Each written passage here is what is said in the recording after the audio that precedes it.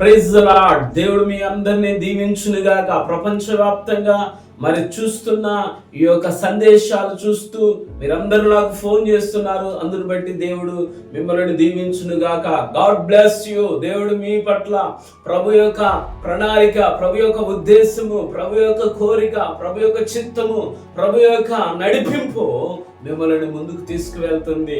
దేవుడు మిమ్మల్ని బలపరుస్తూ ఉన్నాడు. దేవుడు మిమ్మల్ని ఆదరిస్తూ ఉన్నాడు. దేవుడు మిమ్మల్ని కనికరిస్తూ ఉన్నాడు. అందుకని అంటున్నాడు, ఆయన కనులు అనంట ప్రభు కనులు నీతిమంతుల మీదను, ఆయన చెవులు వారి ప్రార్థనల వైపున ఉన్నవి కానీ ప్రభు ముఖము కీడు చేయవారికి ఆ యొక్క విరోధముగా ఉన్నది అని చెప్తున్నాడు. ఆ యొక్క ప్రభు కనులంట నీతిమంతుల మీద, వారి ప్రార్థనల మీద ఆయన చెవియోగుతున్నాడు. ఆయన చూస్తూ ఉన్నాడు.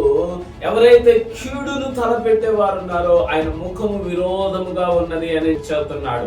నీవు కీడు చేసే వ్యక్తిగా ఉండకూడదు, నీవు మేలు చేసే వ్యక్తిగా ఉండాలి. అనేకులకు ఆశీర్వాదకరంగా, అనేకులకు దీవెనకరంగా, అనేకులకు ఉపయోగకరంగా నీవు జీవించాలి. ఒకరికి హాని చేసే వ్యక్తిగా ఉండొద్దు.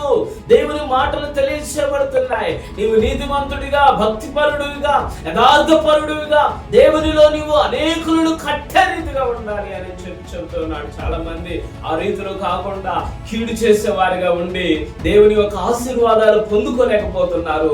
ఈ రోజు కీడు చేసే వ్యక్తిగా ఉండకుండా అనేకులకు మేలు చేసే వ్యక్తిగా ఉండు, ఒకరికి ఉపయోగకరంగా ఉండు. దేవుడు నిన్ను దీవించునుగాక. God bless you.